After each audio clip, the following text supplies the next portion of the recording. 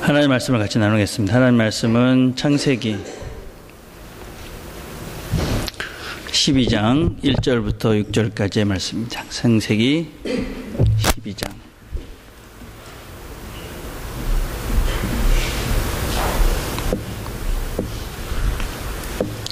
12장 1절부터 6절까지의 말씀입니다. 제가 봉독하겠습니다. 여호와께서 아브라함에게 이르시되 너는 너의 본토 친척 아비 집을 떠나 내가 내게 지시할 땅으로 가라. 내가 너로 큰 민족을 이루고 내게 복을 주어 내 이름을 창대케 하리니 너는 복의 근원이 될지라. 너를 축복하는 자에게는 내가 복을 내리고 너를 저주하는 자에게는 내가 저주하리니 땅의 모든 족속이 너를 인하여 복을 얻을 것이니라 하신지라. 이에 아브라함이 여호와의 말씀을 쫓아갔고 롯도 그와 함께 갔으며 아브라함이 하란을 떠날 때에 그 나이 75세였더라. 아브라함이 그 아내 사레와 조카 롯과 하란에서 모은 모든 소유와 얻은 사람들을 이끌고 가나안 땅으로 가려고 떠나서 마침내 가나안 땅에 들어갔더라. 아브라함이 그 땅을 통과하여 세겜 땅 모래 상수리 나무 이르니 그때 가나안 사람이 그 땅에 거하였더라. 아멘. 오늘은 우리가 성경 공부 대신에 설교 나눔을 할 거니까 설교를 잘 들으셔야 될 겁니다. 설교는 좀 생각을 하면서 들어야 될 설교일 것 같습니다. 여러분들은 이렇게 몸이 아프시면 어디에 갑니까? 몸이 아프면 뭐 당연히 병원에 가겠죠, 그죠? 병원에 가든지 아니면 약을 먹든지 뭐 그렇게 할 겁니다, 그죠? 물론 어떤 사람은 뭐 기도를 하기도 하고 어떤 사람은 약을 먹으면서 기도하기도 합니다. 근데 여러분 생각에 아프리카에 있는 사람들은 어떻게 할 것 같아요? 아프리카에 있는 사람들은 아프면 어디를 갈까요? 예, 물론 뭐 다는 아니지만 대부분의 사람들은 아프리카에서 병이 걸리면은 이 사람들 생각에는 이 진이라는 이 악령이 자기들을 힘들게 하고 괴롭게 하는 것이기 때문에 그 진을 위로해야 된다. 그렇게 믿고 무당들에게 갑니다. 무당.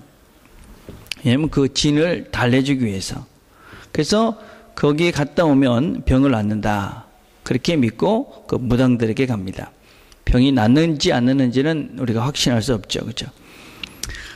여러분 이제 그림을 한번 보면 차트를 보면 우리가 어떤 문제가 생기면은 우리는 어떤 우리의 신념이나 정서나 가치 이런 것들을 기초로 해서 생각을 합니다. 근데 그런 생각의 가장 중심에는 무엇이 있냐면 세계관이라는 것이 있습니다. 그래서 그런 것들을 이렇게 생각을 해서 결정을 하고 그렇게 행동을 합니다. 그래서 어떤 면에서 우리 삶의 가장 중심에 있는 것이 무엇이라고 그러냐면 세계관이라고 이야기합니다. 세계관. 이 세계관이라는 것은 우리가 인식을 하든지 인식을 하지 못하든지 우리가 가지고 있는 어쌔션이라는 것이 있습니다. 이걸 한국말로 전제라고 번역을 했던데 전제보다는 어쌔션이라는 말이 좀 나은 것 같아요. 그 어쌔션에다가 가치를 부여하고 그 가치에 충성하는 것이다. 그렇게 얘기할 수 있습니다. 이제 쉬운 예를 들면 이런 것입니다. 이 어쌔션이라는 것은 우리가 인식하든 인식하지 못하든지 간에 우리가 생각하고 활동을 하게 하는 아주 기본이 되는 그런 우리의 가장 깊은 곳에 있는 우리의 세계관입니다. 우리나라의 어쌔션이라는 이런 것들이라고 볼 수 있습니다. 우리나라 사람들은 어른과 아이들이 만나면 젊은 사람들이 인사를 해야 된다. 이게 우리 모두의 어쌔션입니다. 그래서 어른과 이렇게 만나면 어른보다는 아이들이 먼저 인사를 하고 어른은 그래 이렇게 하는 게 우리나라의 아주 자연스러운 그런 문화입니다. 근데 그게 왜 그렇게 해야 되는지 거기에 대한 이유는 아무도 모르고 또 생각도 안 하고 삽니다. 우리가 그냥 그렇게 하는 거야. 또 우리나라에 아프면 병원을 간다. 그것도 왜 병원에 가야 되는가? 다른 데 가면 안 되는가? 마찬가지로 또 아프리카 사람들은 다른 생각이 없이 아프면 그냥 무당한테 간다. 왜? 그냥 가는 거니까. 이게 그냥 우리 속에 있는 어수움 되어져 있는 어떤 면에서 우리의 세계관이다라고 할 수 있습니다. 이 어수되어 있는 이 세계관은 사람마다 다 다릅니다. 나라마다 또 다 다르고 그냥 자연스럽게 우리가 그냥 그런 거다라고 인정하고 살아가는 것입니다. 예를 들면 또 캄보디아도 가면 그냥 멍 때리고 가만히 있는 애들이 참 많습니다. 왜냐하면 그들 속에 있는 어심은 무엇이냐면 인생은 할 일이 없으면 그냥 멍 때리고 있는 것이다 라는 것이 그들의 생각입니다. 그들의 어심되어 있는 그들의 세계관입니다. 우리는 어떻습니까? 할 일이 없으면 뭔가를 열심히 해야 된다는 것이 우리가 가지고 있는 어떤 어심되어 있는 어떤 세계관인데, 그 사람들은 할 일 없으면 가만히 멍 때리고 있는 게 그 사람들의 가치관, 세계관이라는 거죠. 근데 이런 잘못된 어슈밍되어 있는 이런 세계관 속에서 살면 어떤 면에서는 우리가 진정한 행복을 누릴 수가 없습니다. 진정한 삶을 제대로 살 수가 없습니다. 어떤 면에서 우리가 크리스찬이 되었다라는 것은 무엇을 의미하는 것이냐면, 우리가 이 삶의 이 세계관, 우리의 어슈밍을 근본적으로 성경적인 가치관으로 바꿔가는 것을 우리는 예수를 믿는다라고 이야기합니다. 그 성경이 이야기하는 사실을 그렇구나, 나는 그렇게 내 몸을, 내 삶을 그렇게 바꿔가겠다라고 작정한 것을 우리는 크리스찬이 되었다, 내가 회심을 했다, 이렇게 얘기를 하는 것이라는 겁니다. 그래서 우리가 제대로 된 이런 가치관, 우리의 어슈밍을 바꿔가는 과정, 이것을 신앙생활이라고 그러고 영적으로 성장해 간다라는 다른 표현을 씁니다.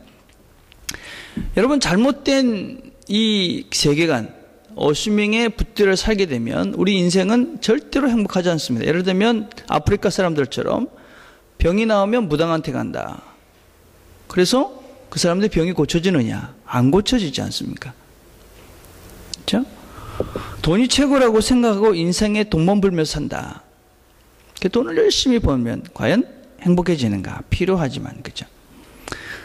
남자들은 우리나라 전통적인 유교 생각 중에 남자들은 조금 바람을 피워도 된다 라는 그런 생각 속에 그냥 바람 피우며 사는 남자들, 그런 가치관을 가지고 있는 사람, 그런 가정, 그런 사람들이 결코 행복하지가 않습니다. 주보에 제가 선순환, 악순환 이런 것들을 적어놨어요. 여러분 한번 보세요. 어떤 면에서 이런 것들이 어떤 우리도 모르는 사이에 우리의 삶의 패턴이 되어져 있는 사람들은 결코 선순환의 아름다운 삶을 살기가 어렵다는 것입니다. 자, 우리가 한번 이런 생각도 해봅시다. 그럼 여러분, 하나님 말씀을 따라 살아간다, 이랬을 때 여러분들 속에 있는 이 어슈밍은 무엇입니까? 하나님 말씀을 따라 살아간다. 그럼 뭐가 더 떠오릅니까? 많은 사람들이 하나님 말씀대로 산다는 것은 고생한다, 손해본다, 어리석다, 재미없다, 비현실적이다, 뭐 이런 생각을 하고 우리가 많은 사람들이 살아갑니다. 그래서 사실은 참다운 크리스찬으로서 회심을 하지 못하고 참다운 크리스찬의 삶을 살아가지 못합니다. 근데 과연 그런가? 하나님 말씀을 순종하며 사는 것은 고생하고 손해보고 어리석은 것이고 비현실적인 것인가? 이제 본문에 이제 그런 얘기를 같이 해보자는 겁니다. 오늘 읽은 본문을 통해서. 자, 하나님께서는 아브라함이라는 사람을 불렀습니다. 오늘 본문의 시작은 사실은 이 바벨탑 이후의 이야기부터 시작이 됩니다. 그래서 본문의 이야기는 11장 마지막 절부터 시작이 되죠. 그래서 11장 31절과 32절에 보면 이런 말씀이 있습니다.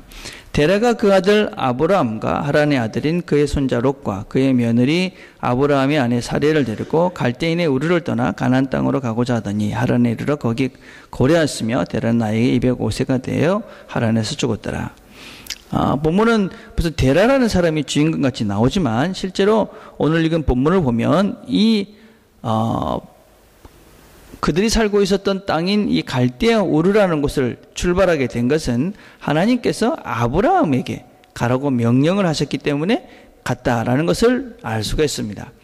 그래서 여러분, 오늘 읽은 본문은 뭐라고 얘기합니까? 아브라함에게 이르시되 너는 본토 친척 아비 집을 떠나 그렇게 이 땅을 떠나라, 그런 말씀을 아브라함이 들었다, 그렇게 이야기를 하고 있습니다. 아브라함에게 하나님께서 이 본토 친척 아비집을 떠나라 그렇게 얘기했습니다. 여러분이 떠나는다는 것이 무엇이겠습니까? 세 가지를 떠나라고 그랬죠. 본토를 떠나라. 그건 아마 너의 삶의 근거지를 바꾸라 그런 말일 것입니다. 친척을 떠나라. 아마 그것은 내가 살고 있었던 과거의 영향력으로부터 벗어나라. 또 내 아비집을 떠나라. 그것은 아비는 소중하고 귀중한 것입니다. 그렇죠? 그렇지만 이제 삶의 새로운 관계를 만들어가라. 그런 의미입니다. 그래서 결혼할 때 부모를 떠나 이런 말도 같은 표현이죠. 이제 새로운 관계를 만들어가라. 그런 의미지요. 그래서 뭐 그게 육체적으로 뭐 떠난다. 뭐 이런 것들은 맞지가 않은 것이지요. 자, 그런데 왜 하나님께서는 이 아브라함이라는 사람을 선택해서 자기가 살고 있던 그 땅에서 떠나라 이렇게 이야기를 했을까요? 우리는 지금 여러분이 설교를 들으면서 어떤 생각을 해야 되냐면 우리가 가지고 있는 아직까지의 어슈밍이라는 우리의 전제를 어떻게 바꿔가는 것이 바른 것인가 라는 것을 생각하면서 설교를 계속 들어야 합니다. 자, 그렇다면 왜 하나님께서는 이 아브라함이 살고 있었던 그 갈대아 우르라는 곳을 떠나게 했을까? 그 갈대아 우르라는 것은 메소포타미아의 아주 비옥한 땅입니다.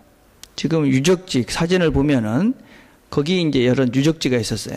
이 유적지를 보니까 뭐 3층짜리 집들도 많이 발견되어졌고, 그 다음에 제일 높은 것은 18층짜리 신전도 있었다고 그래요.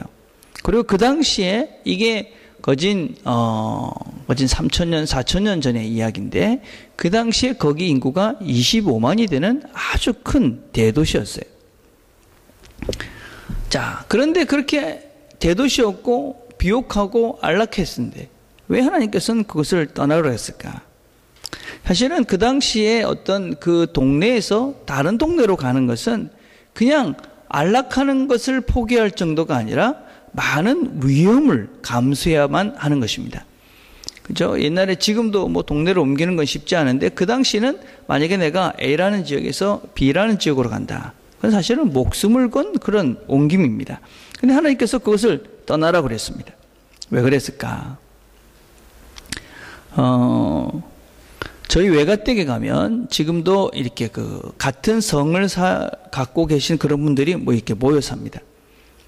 근데 제가 옛날에도 말씀을 드렸지만 그때는 옛날에는 저희 그러니까 외할아버지께서는 제주셨습니다. 제주는 뭐냐면 제사를 지낼 때 이렇게 글자도 쓰시고 뭐 이런 것도 하시고 막 이러시는 분이었어요. 제가 어릴 때만 해도 그 동네에 가면 다 뭐 무당들이 있고 굿하고 막 그런 분위기였어요. 저희 외할아버지 댁에 가면은 거기 그 제단이 하나 이렇게 있었습니다. 그래서 거기다가 밥을 드시기 전에는 꼭 거기다가 밥을 한 솥 이렇게 떠다 놓고 인사를 하고 절을 하고 그러고 이제 밥을 먹었어요. 그러니까 거기 그 동네 가면 다 그렇게 해야 하는 것으로 알고 살고 있었어요. 아브라함이 살고 있던 이 동네는 어떤 동네냐? 아주 부유한 동네였지만 이 동네는 달의 신을 섬기던 아주 우상이 만연하던 정이었어요. 자, 두 번째 사진을 보면 저런 여신을 섬기던 것이죠. 저런 유적이 지금도 남아있을 정도로 아주 거기가 그래서 18층짜리 제단을 쌓아서 거기서 제사를 드리면서 그렇게 살던 동네가 바로 이 갈대아 우르라는 동네였어요. 그래서 하나님께서는 그곳에서는 더 이상 새로운 삶을 살 수 없기 때문에 새로운 가치관, 새로운 인생관, 새로운 인생에 대한 꿈들을 패턴을 가질 수 없기 때문에 거기에서 나오라 그렇게 말씀하셔요. 하나님께서 우리들에게 인생을 살면서 거기에서 나오라 이렇게 명령하실 때가 있어요. 그것은 왜 그러냐면 그곳에 있어서는 더 이상 새로운 삶을 살 가능성이 없을 때 하나님께서는 나오라고 그러세요. 특별히 우리의 삶을 보면 항상 선순환과 악순환이 있습니다. 어떤 패턴이 있죠. 그 패턴 속에서 돌아가다 보면 내가 나오고 싶어도 못 나오는 사람들이 참 많습니다. 그냥 그 악순환 속에서 참 헤매는 사람들이 많죠. 어떻게 해야 되느냐? 멈춰서서 거기를 뿌리쳐야 됩니다. 여러분, 동쪽으로 가는 토끼와 서쪽으로 가는 토끼가 있어요. 이 두 마리 토끼 어떻게 하면 잡을 수 있을까요? 한번 생각을 해보세요. 여러분, 두 마리 토끼가 있어요. 한쪽은 동쪽으로 가고 한쪽은 서쪽으로 가요. 어떻게 하면 잡을 수 있을까요? 예, 잡을 수 없죠, 여러분. 예. 그 두 마리를 다 잡으려고 발버둥 치다 보면 공연히 시간만 낭비하고 결국은 다 놓치게 되죠. 어떻게 됩니까? 하나를 포기해야 합니다, 여러분. 하나를 포기하고 한쪽으로 달려가야지 한 마리를 완전히 잡을 수 있습니다. 우리 양쪽 다 잡으려고 한 마리를 쫓아가면서 뒤를 자꾸 쫓아가가지고는 사실은 두 개 다 놓치게 되는 것이죠. 하나를 포기하고 하나를 향해서 나아갈 때 어떤 면에서 나중에 기회가 될 때 다른 것도 잡을 수 있을지 모릅니다. 여러분 마찬가지입니다. 여러분 신앙생활을 하면서도 우리가 인생을 살아가면서도 인생에 어떤 목적이 있고 목표가 있다. 그러면 그 목표를 위해서는 목표가 아닌 것은 빨리 포기를 해야 합니다. 그것을 포기하지 않고 자꾸 미적거리는 한은 우리는 두 개 다 이룰 수 없게 되어집니다. 하나님께서 우리에게 어디에서 나오라 이야기하실 때는 한 가지는 포기하라는 것입니다. 그 과거의 습관, 과거의 삶의 스타일을 포기하지 않고 그것을 가지고 자꾸 미적거리고 있으면 결국 진짜 우리가 추구하고 잡아야 될 참된 가치를 잡지 못한다는 것입니다. 그래서 여러분 지금 어떤 것들을 원하시는 것이 있다면, 그리고 여러분 정말 신앙적인 삶을 살고자 한다면 과거로부터 포기하고 단절하고 새로운 시작을 해야만 합니다. 그래야 우리가 정말 바른 인생의 가치관들을 만들어갈 수 있다는 것입니다. 그런데 하나님께서 그런 과거로부터 어떤 우상이나 죄악된 자리로부터 나오라는 것은 사실은 그냥 그 죄를 짓지 않기 위해서 그들을 거기서 불러내는 것이 아닙니다. 사실 게으름이나 나태함이나 악한 일들을 하는 그런 잘못된 방향에서 돌아서는 것, 그 자체가 축복입니다. 우상의 자리에서 나오는 것, 그것이 축복이지요. 근데 하나님께서는 그것뿐만 아니라 거기에다가 정말 참된 복을 주시겠다고 약속을 합니다. 너가 갈대아 우르에서 나오면은 내가 이런 복을 주겠다 약속하십니다. 창세기 12장 2절과 3절. 우리 한번 같이 한번 읽어볼까요? 여러분 성경을 펴서 같이 한번 읽어봅시다. 창세기 2장과 3절을 우리가 한 목소리 읽어봅시다. 시작. 내가 너로 큰 민족이 되게 하고 너에게 복을 주어서 내가 크게 이름을 떨치게 하겠다. 너는 복의 근원이 될 것이다. 너를 축복하는 사람에게는 내가 복을 베풀고 너를 저주하는 사람에게는 내가 저주를 내릴 것이다. 땅에 사는 모든 민족이 너로 말미암아 복을 받을 것이다. 하나님께서 아브라함이라는 사람을 갈대아 우르에서 불러서 가나안으로 보내는 이유가 무엇이냐면 그곳으로 가서 너를 통해서 축복의 통로로 만들어주겠다. 내가 이름을 크게 떨치게 하겠다. 내가 그곳에서 나오면 내 이름을 크게 떨치게 하겠다. 또 복의 근원이 되겠다. 여러분 아브라함이라는 사람이 갈대아 우르에 그냥 평생 살았다면 우리는 지금 아무도 아브라함이라는 사람을 알지 못했을 것입니다. 근데 지금 하나님께서 그를 아브라함, 갈대아 우르에 있는 그 아브라함을 불러내셨을 때 응답했기 때문에 지금 우리는 이 아브라함이라는 사람을 압니다. 그렇죠? 아마 지구상에 무슬림을 포함해서 아브라함이라는 이름을 모르는 사람은 거의 없을 거라고 생각을 해요. 그렇죠? 아브라함이라는 사람은 정말 온 땅에 이름이 크게 떨쳐졌습니다. 하나님께서 부르시는 것에 응답했기 때문에 복의 근원이 되겠다. 아브라함은 그 부름에 응답했기 때문에 그의 후손을 통해서 예수님이 탄생했고 예수를 통해서 이 땅의 모든 사람이 영생을 얻는 복의 통로가 되었습니다. 여러분 하나님의 말씀을 따라서 살아간다는 것은 어떤 면에서 그것을 통해서 하나님이 우리를 축복의 통로로 우리를 축복해 주시기 위해서 하나님께서 우리에게 말씀하십니다. 우리의 어스밍, 신앙의 어스밍은 무엇이었냐면 하나님 말씀대로 살면 괴롭다, 또 피곤하다, 고생한다, 재미없다, 비현실적이다. 그렇지만 그것이 잘못된 것이죠. 하나님 말씀을 따라 순종하게 되면 복을 받는다 하는 것이 성경의 주장이고 사실인 것이지요.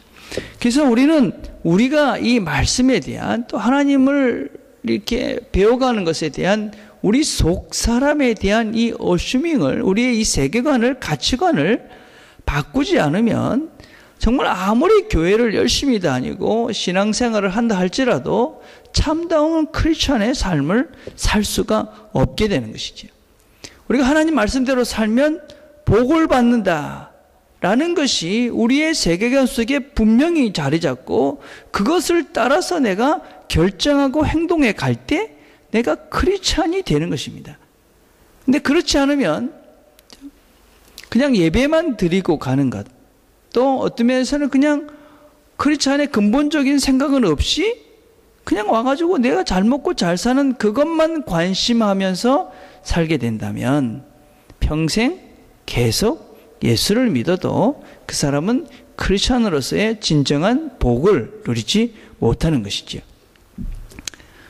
사실은 많은 사람들이 교회를 다니지만 진정한 이런 가치관에 회심이 있는 사람들은 그렇게 많지가 않습니다. 교회를 오는 사람은 많습니다. 또 교회 와서 자기가 잘 먹고 잘 살겠다고 부르짖는 사람은 그래서 그냥 기도하는 사람은 많습니다. 그렇지만 정말 내가 성경적 가치관을 따라서 하나님 말씀대로 살아서 하나님이 주시는 복을 누리며 살겠다라는 가치관으로 우리의 세계관이 바뀐 사람은 그렇게 많지 않다는 것입니다. 왜냐하면 어떤 면에서는 하나님의 말씀을 듣고 살아간다는 것은 그렇게 쉽지가 않기 때문에 그렇습니다. 쉽지가 않아요. 하나님 말씀에 순종한다. 그것은 첫 단계, 첫 시작은 상당히 어렵습니다, 여러분. 하나님 말씀에 순종하는 것. 여러분, 아브라함을 다시 한번 봅시다. 여러분, 지도를 보면 이 지도에 갈대아 우르라는 곳이 세모가 되어 있는 것이 갈대아 우르입니다. 그리고 십자가가 되어 있는 곳이 하란이라는 곳이에요.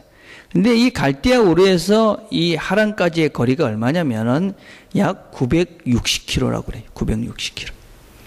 근데 하란에서 다시 가나안까지 거리가 얼마냐면 640km예요. 그러니까 토탈 이 거리가 1600km가 돼요. 1600km. 1600km라는 게 여러분 얼마나 되는지 아십니까? 제가 찾아보니까 오클랜드에서 더니던까지가 얼마냐면 1400km가 된대요.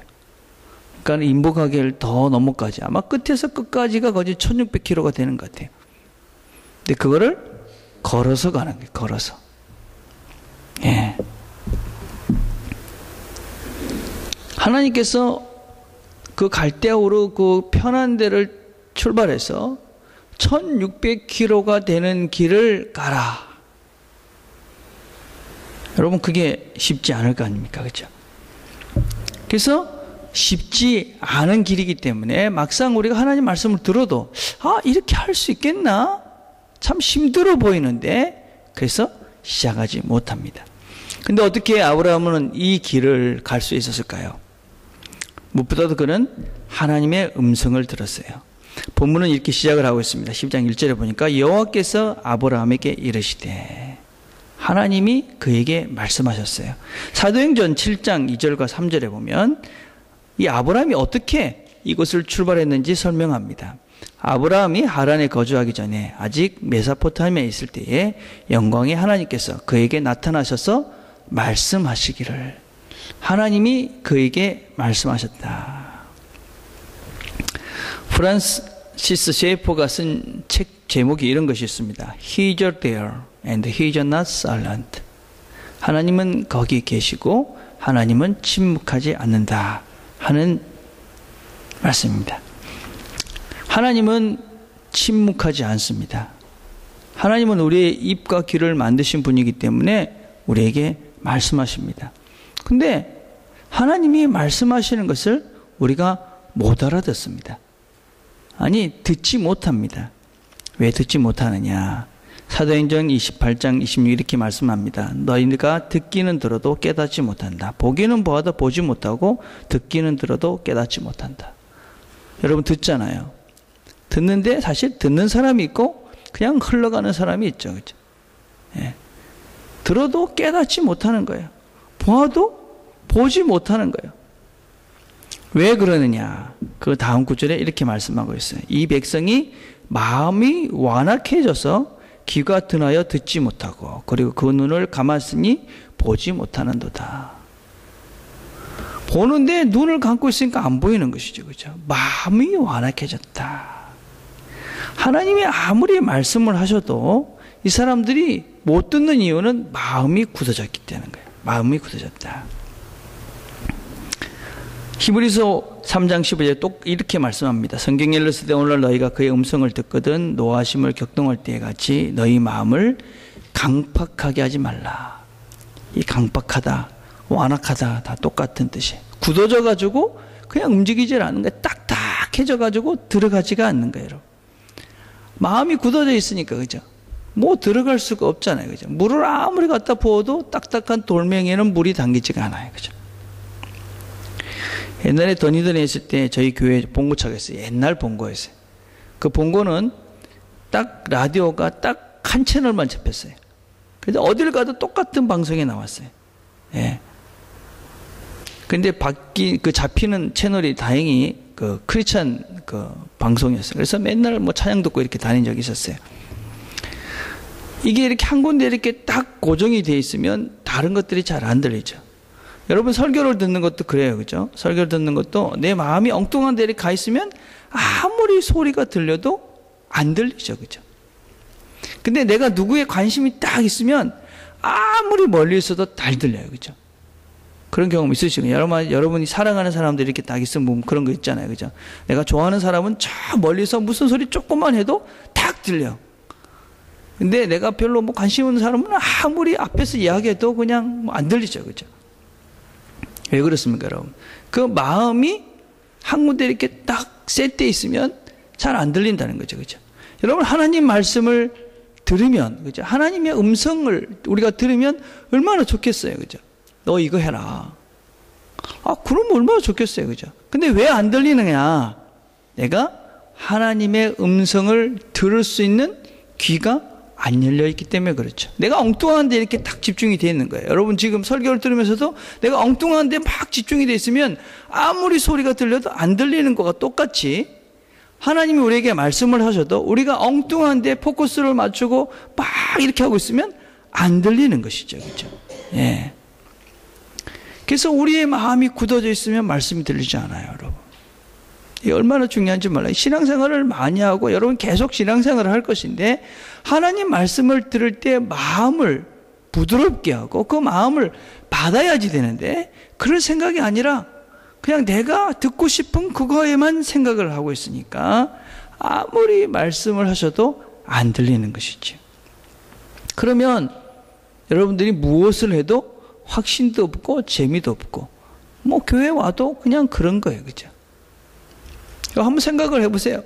내가 뭘 해야 되는데 기도하는데 하나님이 우리에게 너 그렇게 하는 게 좋을 것 같아. 너 그렇게 해라. 그런 말씀을 들으면서 우리가 산다. 얼마나 행복하겠어요. 그죠? 네? 여러분 그런 하나님은 우리에게 말씀을 하세요. 말씀을. 전 옛날에 그 간사 사역을 할 때 이제 대학을 가요. 이렇게 대학을 가면 학생들이 이렇게 모여 있습니다. 근데 학생들 모여서 이렇게 모임을 시작을 하는데 딱 갔는데 몇 명이 앉아 있었냐면 5명이 앉아 있어요. 5명. 첫 모임을 하러 딱 갔는데 5명이 딱 앉아 있는 거예요. 근데 모임을 하러 딱 갔는데 5명 앉아 있으면 기분이 어떨 것 같아요? 엄청 상심이 되죠. 지금도 이렇게 앉아 있어도 이런데 5명이 딱 이렇게 앉아 있는데 근데 저는 그 5명을 이렇게 딱 보는 순간에 어떤 마음이 들었냐면 하나님이 5명을 통해서 일하시겠구나 그런 마음이 들었어요. 왜냐하면 그날 아침에 제가 묵상을 했는데 어떤 말씀을 묵상했냐면 오병이어라는 말씀을 묵상을 했어요. 근데 그날 묵상을 하면서 그런 생각을 하나님께서 주시는 거예요. 네가 지금은 별것 안 했지만 그 모임 풍성하게 할 것이다. 하나님이 저한테 말씀하시는 것들을 들었어요. 근데 갔는데 5명밖에 없는 거예요. 아마 만약에 그런 말씀을 내가 못 듣고 갔으면 그날 엄청 실망하고 좌절하고 첫 모임을 갔는데 그랬으니까. 근데 그렇지 않았어요. 제가 왜 그렇게 할 수 있었냐면 하나님이 그 마음을 주셨고 그 말씀을 주셨고 내가 말씀을 들었기 때문에 거기에 어떤 환경 때문에 쉽게 좌절하지 않았기 때문에 결국은 거기서 아주 재밌게 즐겁게 사역을 했고 열매가 있었던 것이죠. 여러분 인생도 마찬가지예요. 그죠? 누구를 만나고 어떤 일을 시작하고 그럴 때 인생을 살면서 아무런 어려움이 없이 그런 일들이 이루어지지는 않아요. 하나님이 우리와 함께 하시고 말씀하시고 인도함을 받으며 살면 쉽게 좌절하거나 실망하거나 쓰러지거나 하는 것이 아니라 힘을 내고 살아갈 수 있는 것이죠. 아브라함은 하나님의 음성을 들었기 때문에 하나님께서 말씀하셨던 것을 들었기 때문에 거리가 1600km가 되는 그 엄청난 장장 긴 거리 가다가 산도 있고 도적도 있고 다른 부적의 공격도 있고 많은 어려움이 있었지만 결국은 가나안까지 가게 되죠. 하나님의 음성을 듣는 사람, 하나님의 음성을 듣기 위해서 집중해 보십시오. 열린 마음으로. 그럼 하나님이 여러분에게 말씀하시는 것을 들을 수 있게 됩니다. 자, 두 번째 하나님께서 이렇게 떠나라 할 때 떠날 수 있었던 것은 무엇이냐? 그에게는 믿음이 있었습니다. 믿음. 예. 하나님 말씀을 들었어요. 내가 너를 축복의 근원으로 삼겠다. 그런 말씀을 해주셨고 그리고 그 말씀에 대한 확신이 있었어요. 그렇죠? 말씀을 들으면 확신이 생기죠. 그렇죠? 히브리서 11장 2절에 보면 이런 말씀이 있습니다. 믿음으로 아브라함은 부르심을 받았을 때 순종하여 장차 분깃으로 받을 땅으로 나아갔습니다. 그런데 그는 어디로 가는지 알지 못하였지만 떠난 것입니다. 어딘지 알지 못하고 떠났다. 참 무리하는 것 같죠, 그죠? 알지 못하는데 어떻게 떠나는가? 근데 사실은 아브라함에게 하나님께서 야 가나안 땅 이런 데야 얘기해 준다고 알았겠습니까? 우리의 인생도 마찬가지입니다. 여러분 인생도 우리의 인생 하나님께서 내일 모레 글피 어떻게 될 것이다 이야기한다고 우리가 이해할 수 있을 것 같습니까? 우리는 모두가 한 번도 안 가본 인생길을 걸어가고 있어요. 그래서 하나님이 어떻게 이야기해도 사실은 우리가 알아듣지 못해요. 중요한 건 무엇이냐면 하나님을 믿고 그 길을 갈 것인가 아니면 내 마음대로 살 것인가의 차이인 것이지. 예. 아브라함은 믿음으로 그 말씀을 믿고 간 것이죠. 히브리서 4장 2절에 이런 말씀이 있어요. 저희와 같이 우리도 복음 전함을 받은 자니 그러나 그 들은 바 말씀이 저희에게 유익되지 못한 것은 듣는 자가 믿음을 화합하지 아니함이라. 말씀을 들어도 그것을 응답하지 못하면 말씀으로 그것과 내 믿음으로 함께 하지 못하면 아무리 들어도 의미가 없다는 것입니다. 여러분 여기에 우리가 똑같이 말씀을 듣습니다. 제 생각엔 전 세계에 있는 예배를 드리는 사람은 다 거진 동일한 시간에 수많은 사람이 설교 말씀을 듣습니다. 근데 어떤 사람은 그 설교 말씀을 듣고 믿음으로 반응해서 믿음으로 그것을 잡고 그래서 그 믿음으로 삶을 살아가고 자기의 삶을 새롭게 사는 사람이 있는 반면에 꿈을 가지고 그죠? 하나님과 함께 하심에 그런 힘을 얻고 가는 사람이 있지만 어떤 사람은 아무런 감동이나 아무런 꿈이나 아무런 힘도 얻지 못하고 그냥 교회 문을 나갑니다. 우리가 성경 공부하는 것도 마찬가지죠. 성경을 보면서 말씀을 배웁니다. 잘 배워서 그래 이렇게 살아야 되겠구나 이렇게 살면 되겠구나 이렇게 살자 그리고 그렇게 살면서 힘을 얻고 새로운 인생을 살아가는 사람이 있는 반면에 그냥 왔다가 가는 사람들도 있습니다. 왜 그러냐? 그 말씀을 믿음으로 그것을 주는 말씀을 믿음으로 받아서 그것을 결합시키지 못하기 때문에 그렇습니다. 여러분 왜 믿음이 안 생기는가? 나는 왜 믿음으로 그것을 못 받는가? 아직까지 우리의 가치관이 그죠? 이것이 아직까지 말씀에 대한 가치를 제대로 알지 못하기 때문에 우리는 말씀으로 반응하지 못합니다. 여러분 그래서 이 말씀으로 반응하기 위해서는 내가 말씀을 들었을 때 그 말씀에 내가 이렇게 그것을 반응하기 위해서는 내 마음속에 있는 이 가치관이 바뀌어야 되는데 이 가치관은 어떻게 바뀌느냐? 들은 말씀대로 살아야 합니다. 여러분 하나님 말씀을 듣고 그 말씀을 믿음으로 받고 살아가면 내 속에 있는 이 어슈밍들이 내 세계관들이 새로워집니다. 그래서 우리는 하나님 말씀에 순종하면서 행동해야 돼요. 여러분, 하나님 말씀을 들었던 아브라함이 그래 들었구나, 그래 하면 될 수 있겠구나 가만히 있어서는 일이 이루어지지 않습니다. 출발한 것입니다. 그 갈대우르를 떠나라 라는 말씀을 듣고 거기서 나와서 발걸음을 옮겨서 하란으로 갔고 가나안으로 갔기 때문에 그는 복의 근원이 되어졌고, 아, 역시 하나님의 말씀대로 사니까 새로운 세상이 열리는구나, 그런 깨달음을 얻게 된 것입니다. 근데 여러분, 이 아브라함이 처음부터 출발을 해서 그냥 아무런 생각 없이 쭉 그냥 가나안까지 갔느냐? 그렇지는 못했습니다. 아브라함도 부르심에 응답은 했지만 하란에 가서 거기서 8년 동안 머뭅니다. 지도를 한번 보세요. 다시 지도를 보면 아까와 조금 다른 지도인데, 이 갈대아우르에서 하란까지 가는 길은 되게 평탄한 길이라고 그럽니다. 왜냐하면 거기는 물도 있고 그죠? 시내도 흐르고, 그래서 뭐 부족들은 있었지 몰라도 그렇게 어려운 길은 아니라고 그래요. 근데 여기서부터 시작된 가나안까지 가는 길은 완전한 황무지 사막길입니다. 아마 그 사막길을 가야 된다 생각을 하니까 막막했을 것 같습니다. 그래서 하란에서 그곳에서 약 6년간 머물면서 시간을 보냅니다.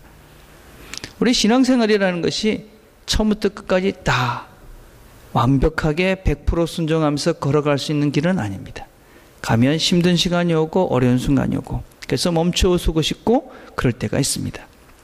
그럼에도 불구하고 우리가 걸음을 뛰기 시작하면, 첫 걸음을 뛰기 시작하면 우리의 생각의 마음속에 있는 이 가치관들이, 어슈밍들이 새로워지기 시작하면 우리는 끝까지 그 길을 갈 수 있게 됩니다.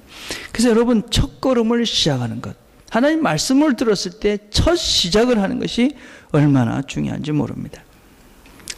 첫 시작 참 미미합니다. 여러분, 인류 역사 최초의 전구를 만든 사람이 누굽니까? 이 라이트를 만든 사람이 누굽니까? 에디슨이죠. 에디슨 사람이 전구를 만들었어요. 근데 그 처음에 그 전구를 만들었을 때는 이 불빛이 얼마나 힘이 있는지 촛불을 켜놓고 봐야지 그 불빛을 볼 수 있었답니다. 얼마나 웃깁니까? 아이러니하잖아요. 그죠? 불빛을 만들었는데 촛불을 켜야지 그 불빛이 보여요. 근데 지금은 얼마나 세상을 다르게 만들었습니까? 라이트 형제가 비행기를 처음 만들었죠. 비행기를 만들어서 처음에 띄웠어요. 얼마나 있었겠어요? 12초 동안 날았다고 합니다. 12초. 그럼 12초면 아마 여기서 저희가 하다 금방 떨어졌겠죠. 그죠? 어떻게 세상이 달라졌습니까? 인류 최초의 자동차. 예, 사진에 있는 것인데, 그죠? 첫 시험에서 이 차는 1시간에 2마일을 갔다고 그래요. 그러니까 우리가 걷는 것보다도 더 늦는 자동차를 만든 거예요. 근데 가다가 15분이 되면 물이 다 떨어지기 때문에 물을 다시 붓고 또 가열을 하고 그러고 갔대요. 그러니까 걷는 것보다 훨씬 늦었죠. 그죠? 그래서 당시에 마부들이 자동차들을 보고 비웃었다 그럽니다. 내 마차에 타라. 그죠? 그러면서 마차를 모는 사람들이, 야, 그걸 가지고 어떻게 뭘 하려고 그러냐, 그렇게 비웃었다는 거예요. 근데 지금은 마차는 아무 데도 없지만, 그죠? 이 세상, 우리 모두는 지금 자동차를 다니면서 세상을 다르게 만들었습니다. 어떤 면에서는 우리가 첫 걸음을 하는 것은 아주 미미해 보일지 모릅니다. 작아 보일 것입니다. 그리고 하나님 말씀을 여러분 따라 산다는 것은 첫 걸음은 고난이고 희생이고 재미없고 어리석어 보이는 것일지 모릅니다. 그렇지만 첫 걸음을 띄고 우리가 첫 걸음을 움직이기 시작해서 응답에서 그 길을 가기 시작하면 아브라함이 받았던 새로운 세계가 우리에게 열리는 것입니다. 근데 여러분 한번 생각을 해보십시오.